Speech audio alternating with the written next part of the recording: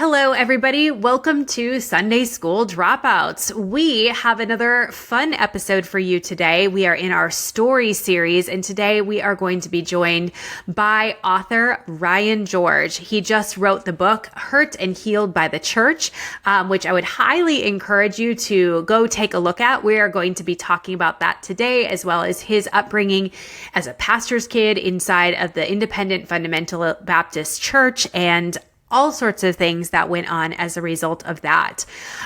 So we are going to get into it, but I do want to just let you know that we do recognize that sometimes the things that we talk about in these episodes might feel like a lot. It could bring up a lot of feelings, emotions, triggers, and could require more processing, or it might just be too much to handle at this point of time. So please always feel free to skip any episode or parts of episode and come back if and when you are ready. Our goal is to help you trust your own body and lived experience so you can take what you need and leave what you don't. And as a fair warning, I just want to let people know that some of the things that we're talking about today in this episode do include some descriptions of physical and sexualized violence. We don't get into the nitty-gritties of those, but I know that sometimes that can be distressing for people. So just a fair warning for that. We are excited today to be joined by author and adventurer Ryan George. Ryan recently wrote and published a book called Hurt and Healed by the Church, which is a story about his own life growing up the son of a pastor who was later found to have sexually abused young girls in his congregation. Ryan is here today to share with us about his story, his own faith deconstruction, his journey of healing, and of course, his book. So let's welcome Ryan to the Sunday School Dropouts. Welcome, Ryan, to the Sunday School Dropouts podcast. It is so good to have you here today. Oh, I'm looking forward to this conversation. Yes. Well, I know we're going to be talking about your book, and I'm excited to talk about that. But I want to hear, and this, of course, it's in the book, and we're going to try to, give you teasers, but not spoil everything, so people will go buy Ryan's book. But start off telling us a little bit about your background, the denomination you grew in. I believe Independent Fundamentalist Baptist, or IFB. Is that correct? For most of my life, correct. For most of your life. Yeah. So tell us a little bit about that, especially because you're a pastor's kid. And that's always adds like an element of spice to every story. It added a lot of spice to my story. So actually my parents were Catholic and Lutheran when I was born and fought from what I understand now, from what I've been told, they fought pretty hard over what religion I would be in. And my dad pulled a trump card and I was christened a Catholic. 2 years later, my mom joined a cult, and then eventually my dad joined. He actually was in it for about 2 years after that. So I was about 4 or 5, and he decided, I'm going to go all in. I'm going to become a pastor in this new faith. And so it was a subset of the Baptist faith called the Independent Fundamental Baptist movement. And what it is, it's a loose conglomeration, right? Like there's no official hierarchy. There's no meetings like you would have with regular Baptists or Southern Baptists or some of the other sub-denominations. But we all look the same. I mean, I've heard the stories on your podcast. I've heard the stories on a lot of things. A lot of things in the Duggar's life overlap with mine. Yes. We were only tangentially attached to Bill Gothard. I mean, I went to some of his classes, that kind of thing, but it was pervasive in our home. Obviously, militant homeschool, like those are things you see in high control religion. So when my dad was about probably 35, I was about 8 years old. He went full-time into the ministry. Actually, I was a little bit younger than that. And then 2 years later, he went and got his own church. So he was like a intern, like an assistant pastor for a while, taught at a Christian school. As you'll find out in my book, the reasons that we left that Christian school and church now look really scary in hindsight. They gave my dad money for 12 or 16, 18 months to go away and start a new church. He was half the school teacher. That was back before we were homeschooling. He was a Christian school teacher. He and my mom were half the teachers in this little tiny school, and we just up and left in the middle of a November day. And he went to an island in the Chesapeake Bay for the 12 years until I left for college, or 10 years, whatever that was. And he started his own IFB church. And his goal was to reach all 30,000 houses on our island for his faith. And I became part of that. My mom had to change her beliefs, had to change her clothing. My dad got more and more and more conservative over time. Drilled down further. I think it's because as he became more and more deviant, had more and more victims, in order to feel holy about himself, he had to add more rules to the list that he could cross off. It's kind of like when you make a to-do list and you add things so you can cross them off. So you can say, well, I've gotten my list half done. I think it was kind of that with my dad. And as you'll read in the book, eventually I left for a Christian college that was just as conservative. I met a wife there who did not grow up in any of this. Her parents parked her there because it was cheap and it was relatively safe for them. And when we got out, she's like, I can't do this anymore. Like, I can't. And so when we moved here to Virginia, I said, tell you what, I'll let you pick the church because you've been going to my kind of churches for 6 years now, 4 years of college and 2 years of our first being married. And I said, I'll let you have the trump card. You can pick what we do. And so we went to a Spanish speaking Baptist church, but it was Baptist kind of in name only. It was kind of just to get funds from the Southern Baptist Convention. We were a church of 14 different nationalities, which was really cool. And the services were in Spanish. My Spanish is not great. And so over time, my faith really started to waver, less because of the trauma of my youth and more just because I wasn't having a regular connection with supernatural stuff at church. And so my wife said, hey, why don't you go find a church that does the trick for you? I came to a church that a friend had recommended to me, and I came every week to prove it wrong because it was the opposite of what I grew up in. And over time, between that and between wrestling with the trauma of my youth, I was able to see my previous faith as an other, like to create space from it and to be able to look at it, different facets of it, turn it around and look at it. And so, so that began the transition out of it. And then I don't know, probably 6, 8 years after that, I was finally able to say the stuff that happened to me as a kid was abuse. The stuff that my dad did to other people was abuse. I got into therapy, started reading a massive amount of books on the heart and on emotions and on trauma and healing and all that kind of thing. And so eventually I got to the place where I could describe my childhood for what it was. And I felt free to tell that to others. I was grateful for multiple environments that let me do that. And then here a few years ago, I said, you know what, I need to tell this story to other people to explain how I got out in case they need a lifeline to get out themselves. Yeah. So, for however much you feel comfortable sharing, we're referring to these church experiences, kind of this past that you have new, fresh eyes that you're evaluating things. What was that? Well, I was, so part of the problem when your dad's a pastor, I tithed to my dad. I served, we went 4 services a week. I tore down, picked up, it was always a fledgling church, right? Because this isn't a religion that's going to catch on like wildfire anymore. It didn't days gone by when different traumatic points in our U.S. history and people needed somebody else to tell them what the rules were so that they didn't have to think about it so much. But now in our culture, it's just not going to be a winsome thing that's going to attract people. And we went every Thursday night, door-to-door visitation all over our island trying to get people to come to our church. And of course, it rarely worked, if ever, right? Because it's just not a winsome faith. It's not something that's attractive to the outside world. And so it was superstitious. It was angry. God was angry. I had to do all these things to appease my dad. So when I didn't do the things my dad liked, he hung me. He used cold exposure discipline is what he called it, threw me, threatened to knock my teeth out, told me to call DSS. He's like, how much do you love your brothers and sisters? He challenged me to do that. I ran away from home in I always ran away in the middle of the night with no phone, no light, is just whatever. I didn't even have a backpack. I left out the window of my bedroom and I'd get a ladder and get off the roof and get down. And I would hike miles to get to safety, until my heart could calm down. And so that part I just thought was my dad and I butting heads. But as I heard more and more stories, this was built in. As I went to college, we had, 15 to 30 different pastors cycle through every semester for chapel services in church. And you just realize everybody's torqued off. Everybody's afraid of God. They're living in a situation that makes them more traumatic. And it just became unattractive. Yeah. Yeah.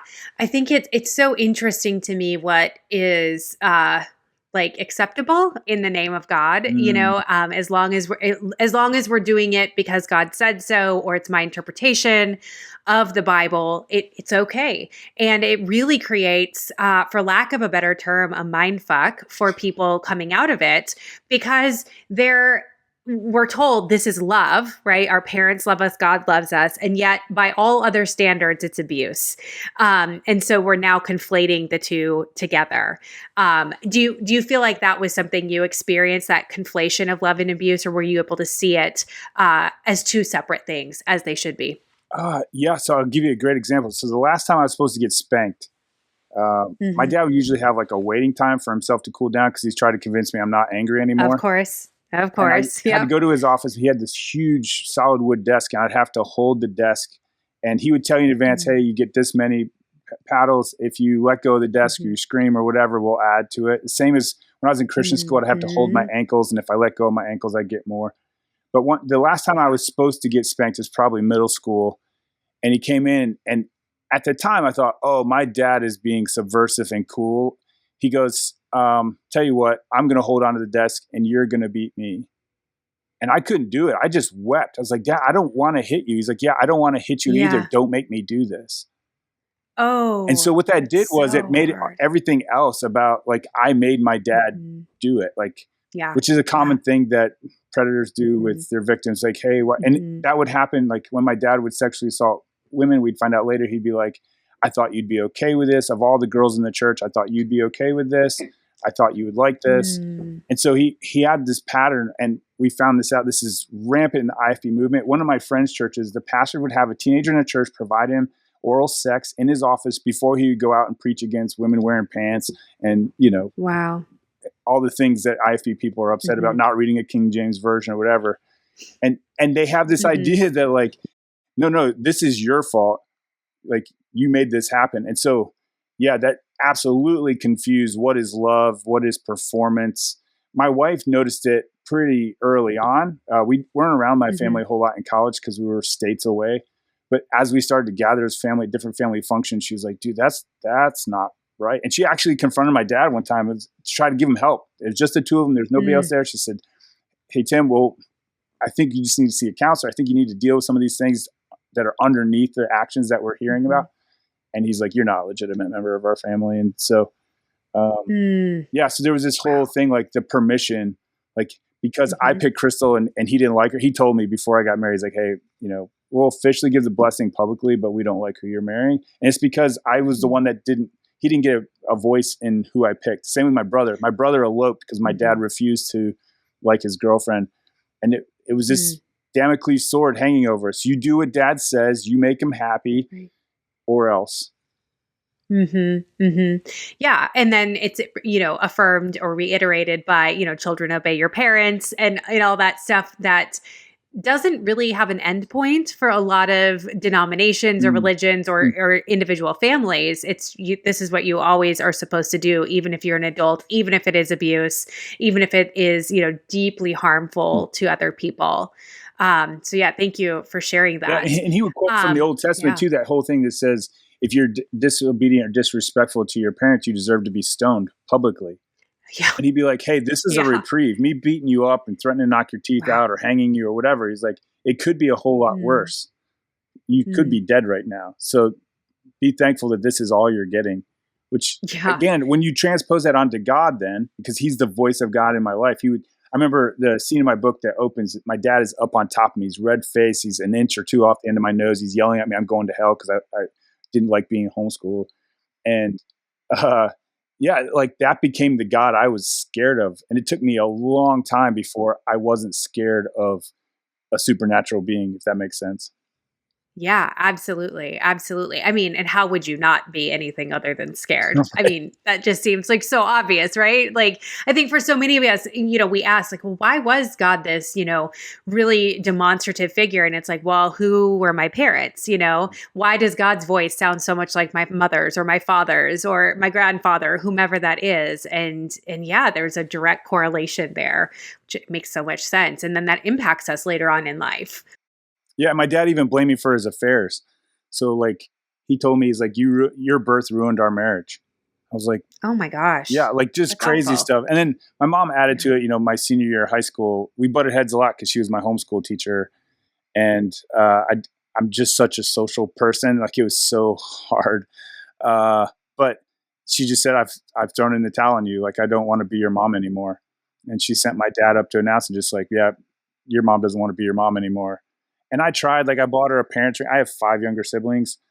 I tried real hard. I bought her a mother's ring. I took her on vacations and all kinds of stuff. And we never got around the idea that I was the thorn in the family. I'm the problem. Now I'm definitely the problem, right? I'm not allowed to be in the same room. I'm not allowed to be in the same building as my mom. And so, I went to my grandma's funeral, her mom's funeral. And I was in the house with my sisters mourning after the fact. And they're like, "Hey, Ryan, can you leave? Mom's on her way. Like, you can't be here." So, so to go, I have to do things to earn approval of a superstitious God who's holding something from me that's just always out of reach. Like, I had a lot to overcome in that regard.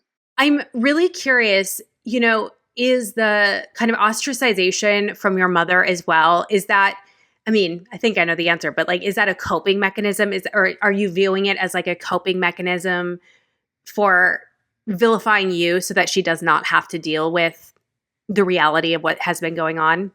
I'm not a trained counselor, so that's a caveat to start. Sure. But yeah, like she stayed with my dad after the affairs for us. She's what my dad called affairs. Most of them were underage. She stayed when it came out that there was more a few years ago. She said she stayed with my dad for the grandkids.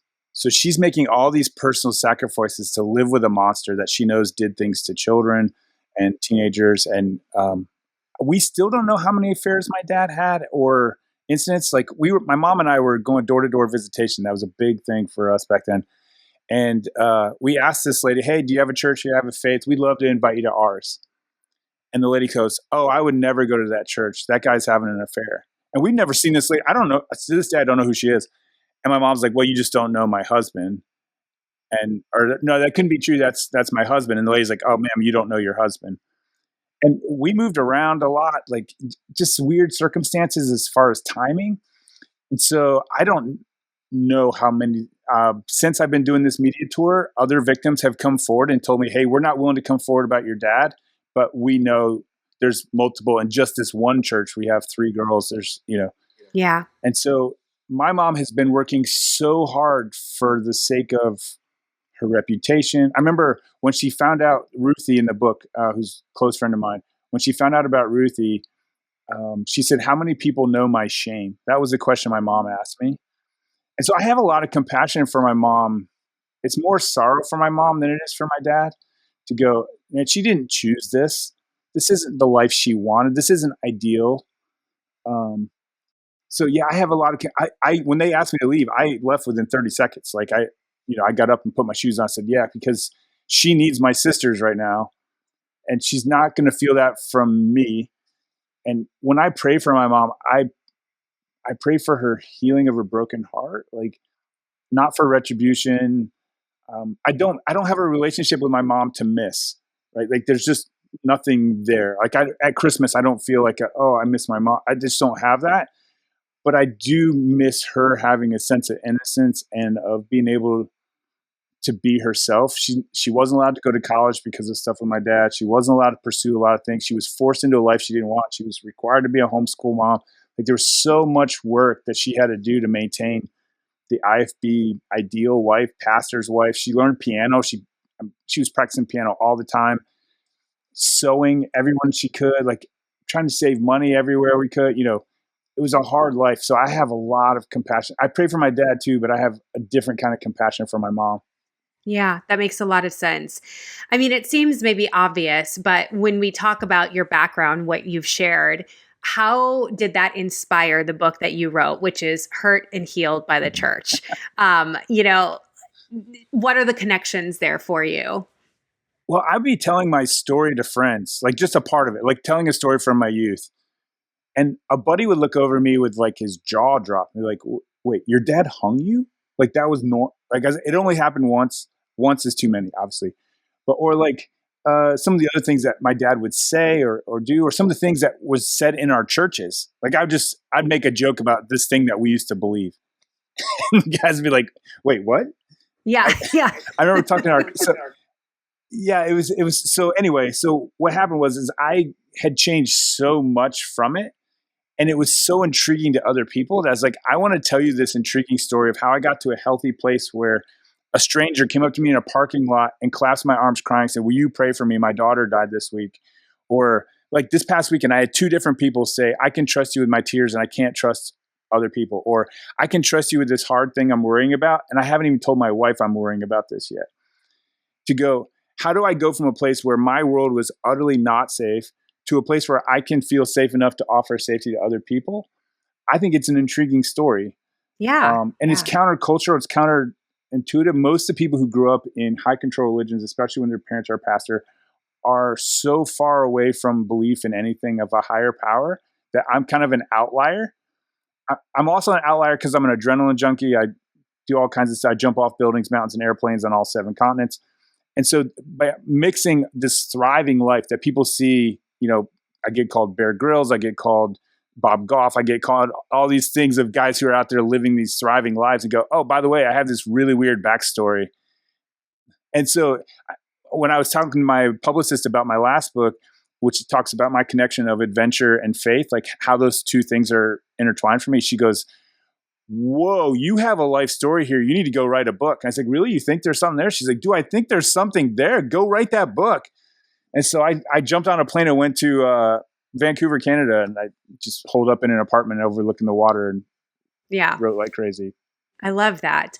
I think it's very obvious, through what you've already shared, that the hurt part of, like the hurt by the church. But one of the things I noticed as I was reading your book was I would say it's a generosity, like you were very generous with the details that you withheld. I think for a good reason, to respect people's privacy and things like that. But yeah, you focused a lot on the system, and you rather than, here's what my dad did and how it specifically impacted me. So I'm curious to know from you why the focus was on the system over your own personal story. And I'm sure that will lead into the healing part as well. Yeah. So I think the answer to that is that I don't see my dad as a victim of the system, but I see him as a product of the system. Yeah. Yeah. I think there's evil in the world everywhere, but I think it's very specific type of predation and harmful patriarchy. I think all patriarchy is harmful, but the specific version of it that happens in IFB churches where they take the autonomy of women completely away from themselves. Yeah. I think that encourages the wrong kind of people into leadership. It incentivizes them. It rewards them. IFB churches, the pastors are not accountable to anybody. There's no elders. I remember my dad telling me one of the few times he was honest with me, he was talking about one of the teenagers that he assaulted in the 90s. And he said, I just couldn't handle the temptation. I couldn't handle the availability, right? This girl didn't have a father in her life. There's father issues. He knew that he could take advantage of that, right? And he said, I didn't have anybody I could confess to. And that's part of the IFB system. There's nobody that they're accountable to. And so at the best case, they get found out and the pastor of that IFB church or a friend or whatever somehow gets them to leave that church, but then they just go to another place. One of my friends' church, the pastor was an absolute predator. And they actually got enough parents angry enough that they asked him to leave. And the dude went and became an administrator at a Christian college. Gosh. Because you can move the coconuts around until when you lift it up, there's nothing underneath, And so I think the reason I focus on systems was to show people it happens at a macro level and a micro level, both.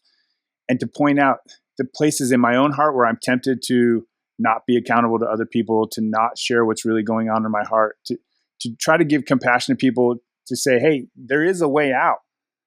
A lot of these pastors who are getting caught, like my dad, are taking their own lives. Recently, down where you live, that guy walked into the hospital and put a gun to his chest. He had like 11 or 12 kids. He was high up at a Christian college, IFB type school. There's just not health anywhere in the system. And so what I'm calling people to do is come out of the system. I understand if it takes you a long time before you consider faith at all. I'm not pushing on that. But if you can believe at all that there's a winsome version of faith, man, I'd love to invite you to that and to show you that if I can get to there, of anybody. I mean, I can't even count how many of my friends have been sexually assaulted in my circle of, and go, if I can get there and if I can become an advocate for those who are hurting, if I can do this, you can do this too. Kind of like the old infomercials from like the 80s and 90s. Yeah. Yes, exactly. When we got to sneak and watch TV. Yeah. Hooked on phonics worked for me. Yeah. But I think that, whenever I was reading your story, I didn't grow up IFB, but there were so many similarities. And I didn't grow up in the Institute for Basic Life Principles, but we knew Gothard stuff and we, like all that fun stuff.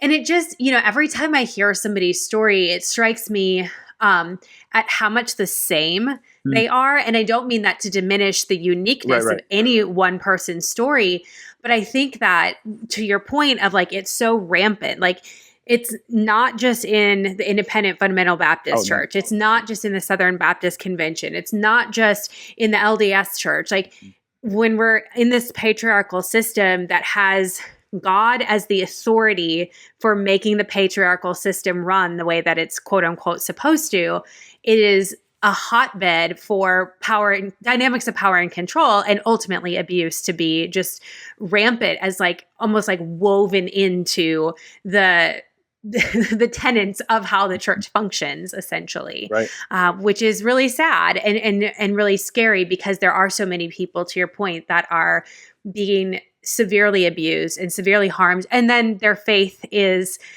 also harmed as a result of it. Well, and then there's people who aren't in high control religions, but who are affected by the content of those who are. Right? Like I was having this conversation this weekend with a guy who was saying, hey, my kids, we did everything we could. We followed James Dobson to a T. And I was like, yeah, there's your problem. Yeah. Right. Like, and there are a lot of good things that Focus on the Family has done. This isn't throwing anybody under the bus, but there's a lot of this stuff. It works in adjacent, right? Some of these the Christian marriage books, you go to a marriage conference, like, oh my gosh. And my wife, this sounds really weird, but my wife and I, we've been married for 24 years. We have not vowed, but we have committed we will never go to a marriage conference, because we would go to these things. We were just like, seriously, like this is the advice you're going to get. Like this is antithetical to what works for our marriage. And so not that we have any unique wisdom. I'm not saying that. We're really good students of each other. We're both avid readers, and we both go to counseling. We go to counseling together sometimes. Like we have, and so all that to say is, I think a lot of people, the reason I wrote about the systems and the ideology in the book is to show you places that it shows up outside of what I believe. Like what's happening right now with Christian nationalism was baked into what I grew up in.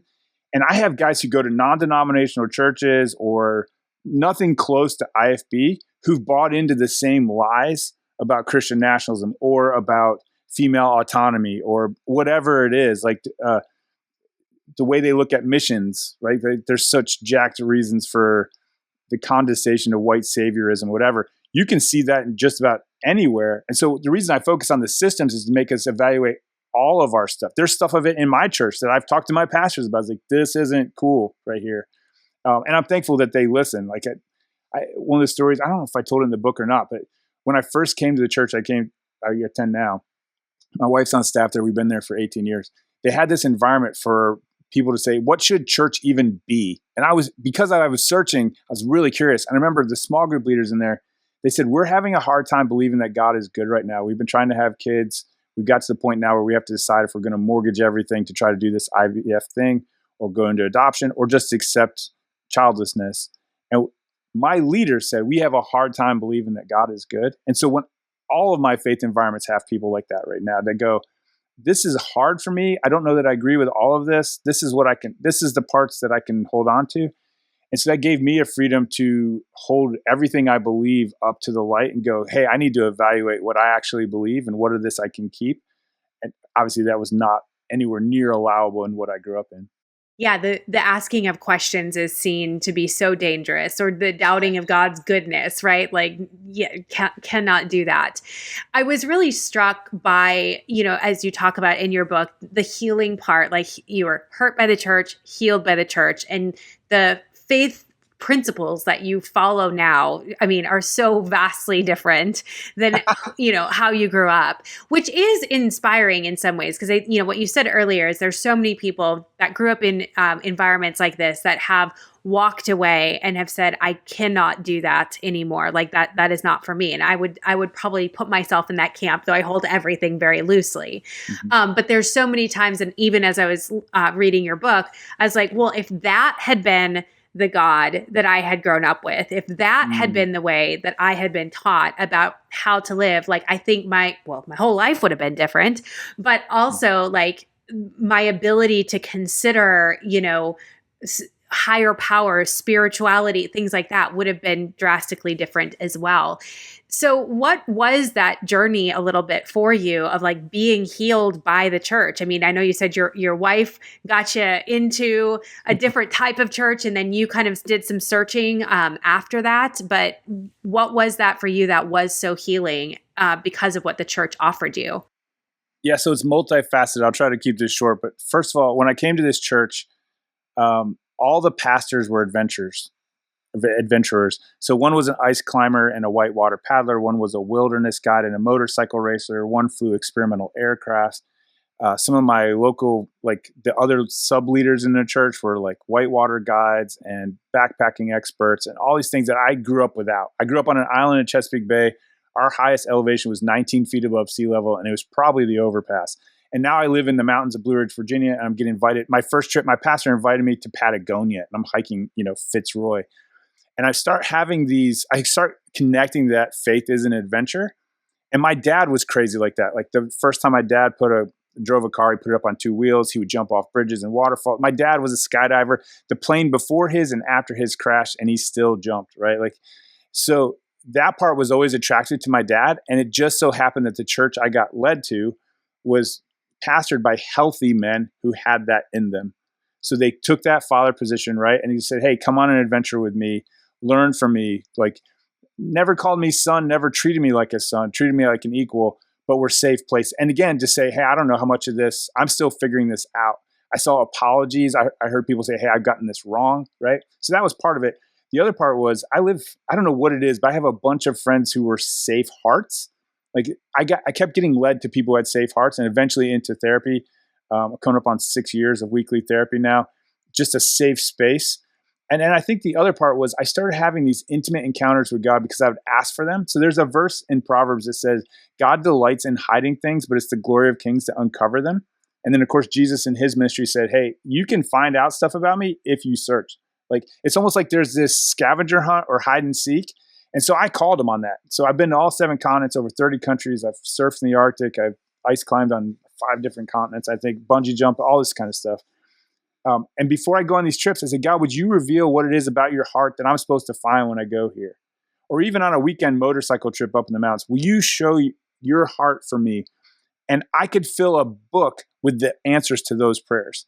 These incredibly intimate moments with the supernatural that I don't have a framework for. And when you're in the Costa Rican rainforest and the scientist tells you these 2 species right here cannot exist without each other, and they could not have evolved separately. We have no answer for how these 2 species got here because they need each other in their final stage to be alive. And to have personal moments where I pray, God, would you just show up and show me? I'll give you this one's kind of a corny one, but I was in Iceland by myself in the dark one night. I'm standing on Vik Beach, V-I-K Beach. It's black sand, black skies, black waters. It's almost wintertime. I'm just crying. It's the year that our daughter came to live with us. It's the year I confronted my dad. There were some big shifts in my business. And I said, I couldn't tell where the horizon was because everything was black. It was like you were caving. It was so crazy. And I said, God, this is what my life feels like back home. I don't know where the horizon line is. I don't know what up and down is. It's all just a mystery to me. And I feel overwhelmed. And I just started crying, listening to worship music. So that was a Tuesday night. I come back and that weekend at our church, the guys in our tech booth had no idea what I was doing.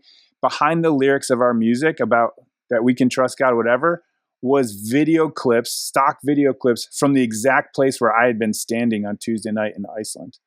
And I just went, oh, okay. And I've had so many of those in the past several years just go, I had a woman come up the year that I finally accepted to become a dad. I've had all three versions of vasectomy. I didn't want to become a dad because I was afraid I'd be my dad. And we weren't trying to foster, we weren't trying to adopt, nothing. And a woman comes up to me in Portland, Oregon while I was writing my last book. And she says, hey, I have a word from the Lord for you. And I was like, okay. I want to like pat her on the head, you know? And she goes, your word for 2019 is father. And I wanted to tell her, like, ma'am, you don't know like what my urologist knows and what my dad knows. Like, but I just like, well, thank you, you know. And 6 months later, almost to the week, our daughter came to live with us, and it did most crazy, non-normal way. Like the judge says, I've never seen this type of adoption in my entire career in law. That was the year we confronted my dad. Like this lady knew, and so I just go, I have dozens of these stories, and I don't have a category for it to be just chance. Mm-hmm. Yeah, I think that's awesome. And I love that you're able to find that in a community that, you know, whether we want to call it like-minded believers or believers that will challenge you and like allow you to be human. I think that, I mean, to me, that feels like what a community should be, you know, people Right. that who can be safe and vulnerable with, as well as challenging you and really like inspiring you to continue moving forward and being who you're supposed to be, whether that's believing who God created you to be, believing that you're fulfilling your purpose on earth, like whatever that is. I think that that's, you know, so many of us were never afforded a community like that. And so I think like what a gift that is that, I don't that take you're it able for to have granted, for that. sure. Yeah. Yeah.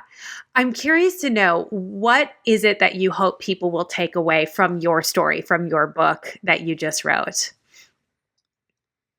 I hope there's a contagious courage. So I'm still getting messages from people from this media tour. You know, they hear me on a podcast or whatever. I've had two in the last 24 hours.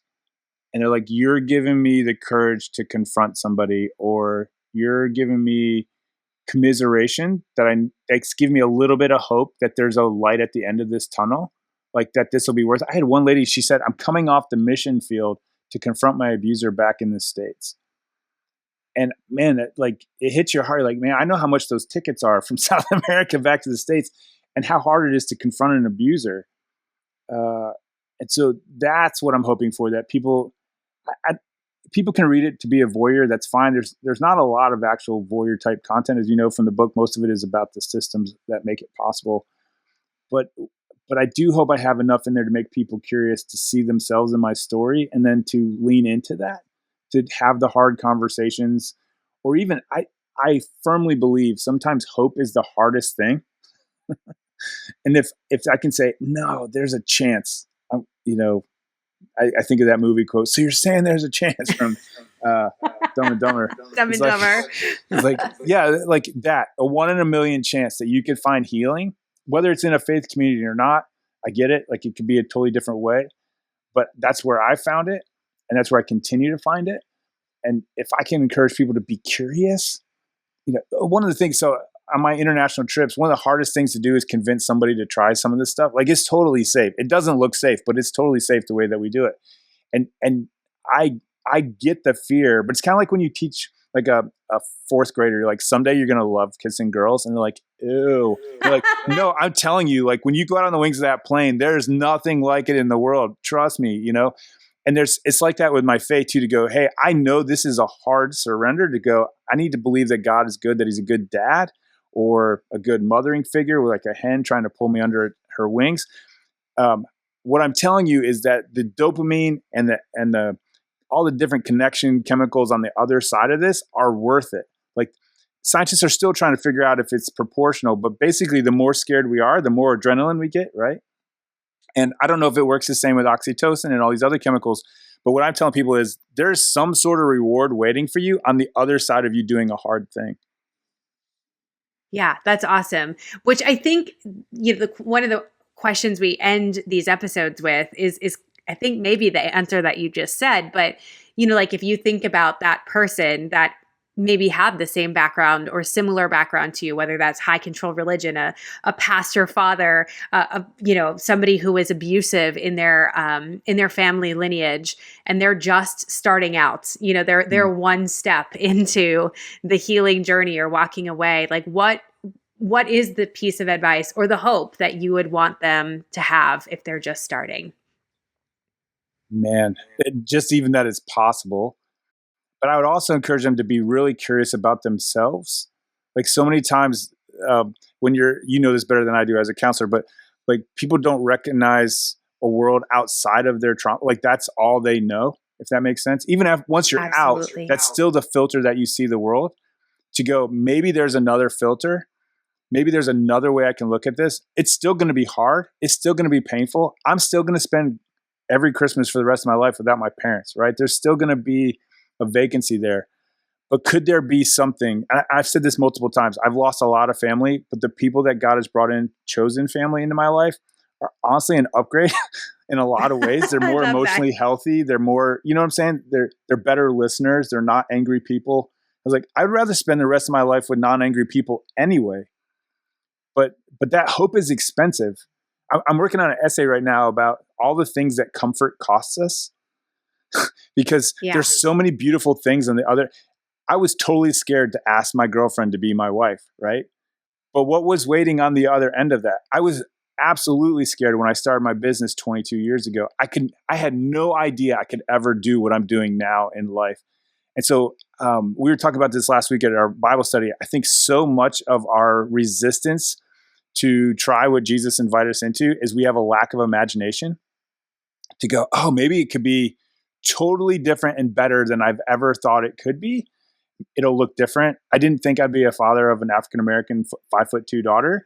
I didn't think I'd have a social worker living downstairs in my house, but it's a beautiful thing. We're going to London together for New Year's and we're going to make I'd never had an imagination for that because I took fatherhood off the table. And so I would push people to have an imagination to go, maybe it's bigger and better and more beautiful than anything I could imagine. I love that. That is so hopeful too, right? Like to hold on to that imagination of what could be. I love that. Well, I am excited for people to be able to get your book. Tell us where they can get it. Where is it available? Is it on Audible? And where they can find you if they want to like connect with your work, all that fun stuff. Yeah, the easiest answer to that is booksbyryan.com because I have all the Audible links, it's in everywhere that you can think to buy a book. It's there. I don't have it yet in libraries. I'd like to get that worked out, but the audiobook, you'll love this. So I had a really hard time reading the audiobook. Except for every passage when I talked about my daughter. Those were the only times I did everything in one take. And I did it in tears. And I'm in the studio and the producers just like give me this hand signal, like keep rolling. This is awesome. This is awesome. Good. There were other passages that took me like 6 or 7 times to record. Yes. But when I was talking about the redemption, there's so much of my redemption story that happened after I became a dad. I tell people God blessed me against my will. So I'm more, if you want to hear me cry, if you'd rather not like read it and hear me cry, the audiobook is a much better version. But it's Kindle, it's ebook, it's wherever you can get it. Yeah. I mean, I think that's touching. And I mean, I felt that as I was listening to it as well. I don't know if people can catch it in my audiobook, but there is a passage that every time I read it, I just ugly cry. And I was so nervous because I'm going to do it in front of this producer who I have no idea. And I'm like, oh my gosh. But sure enough, the tears come, but that's like the power of it, right? Like that, it's like the artistry of it. It's the story of it. It's the redemption of it. And I think that it's what makes this real. It's what makes your story real. It's what makes your story tangible to other people so that they can go, oh, like maybe that's the hope that I can have as well. I'm kind of bummed that they don't have a video book like we have all the other forms because I talk so much with my hands and my body language. Yeah. But my producer was so curious about my story. Like we would stop recording and then she would just ask me questions for another 45 minutes. She's like, I don't understand this. Can you explain this to me? Yes. And it was such an adventure. And I hope that comes through in the audiobooks. As far as where you can follow me on social media, almost everywhere I'm at Ryplane. That's RYPLANE. I love it. Yes, you've got great adventures that you are, featuring on your social media. So make sure to, we'll have everybody make sure to go follow you. We'll have all that in the show notes. The last question, I am always interested to hear what people say. What's your one or couple go-to resources for people that are in this space that are, looking for hope or healing or, solidarity? Books, podcasts, what do you usually recommend as your go-tos? So in the back of my book, I have like 200 resources listed. Picking a favorite's hard, but I really like "Forgiving What You Can't Forget" by Lisa Turkhurst. Um, Yeah. that's my favorite book that she's written. There's several others that I point people to depending on what their story is and what it is about themselves that they need to examine. So that would vary. But one of the voices in my life that's been huge over the last several years is Brant Hansen. Every single book he puts out, he got famous for a book he wrote called Unoffendable, How to Not Be Offended in Our Culture. He was on the Today Show or one of those type shows this weekend promoting it. I've read it twice. I recommend it a lot to go, maybe I can start to heal by not letting the world affect me as much as I'd like. And the number one thing I tell people is get into therapy, find a good counselor. If you don't like the first one, keep going. I think we've gone through like 4 or 5 with my daughter before she found the one that she loved. The one I see every week is not the one I started with. But find a place where your heart feels safe. And it may not be a counselor, it may be a coffee date with a friend. Just get to a place where someone's listening to you without judgment. Yeah, that's beautiful. And that's what, even in the research, it doesn't even have to be research, but in the research, it shows time and time again that what the greatest change agent is in somebody being able to heal is the relationship that you create with the person that's, walking along this path with you, whether that's a coach or a therapist or a friend, it is the relationship that acts as the change agent. That's how we heal. And for me, that walking's literal. So every Wednesday morning at 5 a.m. or 6 a.m., depending on who it is, I hike with a different guy in my town and we unburden our hearts. And what's interesting is women can do this. They can look at each other face to face and they can reveal their deepest secrets. Guys have the hardest time doing that. And so what I do is I go on a hike. It's usually before sunrise, so we can't see each other's face. And the guy I hiked with last Wednesday, he goes, "I've never said this sentence out loud in my life."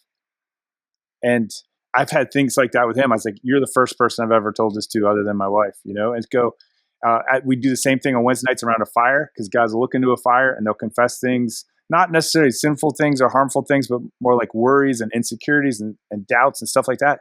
So for me, actually being in nature and not looking at people in the face makes it easier. Yeah.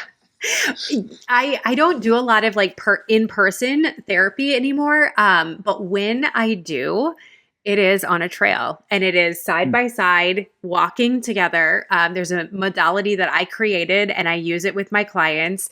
And it is so extremely effective, I think, for those reasons that you just mentioned. You can focus on something else, you're side by side, you're outside, and it's really incredible what can happen. Yeah, for sure. I highly recommend it. And so there's a framework of 9 spiritual pathways of how do you feel connection to the divine and how do you feel affirmation from the divine. And my number one every time I take the test is nature. And so even my faith community now, we meet outside until like the end of December through the summer. And then now we're just build the fire bigger and bigger every week while it's getting colder because of that. Right. And so there's other faith communities in my town I can send guys to, but if you're an outdoor person, this is the one that I attend type of thing. My wife does a lot of going to somebody's house and sitting on their couch to counsel them and stuff like that. So yeah, if you can just find anybody that you go, man, their heart feels safe. And if someone's going to betray that trust at some point in your life, but to not let that be the last time you trust, to keep going out on the wing of a plane, right? Like to keep doing the scary thing because it's worth it. That's such a great note to end on. Ryan, it's so good to have you here today. I hope that everybody is just like so excited about this conversation the way that I am. And I hope they all go get your book because, it's really good. People should read it. You do such a great job expounding more on the points that we talked about today. So thank you so much for joining us. Oh, thanks for having me. This is fun. Thank you again so much to Ryan George for joining us for this story author episode. It was such a great conversation. I'm really hopeful that what Ryan shared with everybody today is like kind of whetting your appetite to go get his book. Like I said, I had the opportunity to read it a couple months ago now, and I am very appreciative of hearing people's stories, even if they don't turn out the same way mine did, or we don't land in the same places. I think that's the beauty of stories, is that having that difference means that like there's room for everybody. And so I love hearing about Ryan's story, his faith, the way that he is able to re-engage with a church that encourages him and allows him to be his full authentic self, and that he's giving that to other people as well. So make sure that you check out Ryan on social media, go buy his book, whether that's on Audible or, on the paper version. It's definitely a book that you will enjoy. And with that, we are done with another episode of Sunday School Dropouts. So, all God's people said, Amen.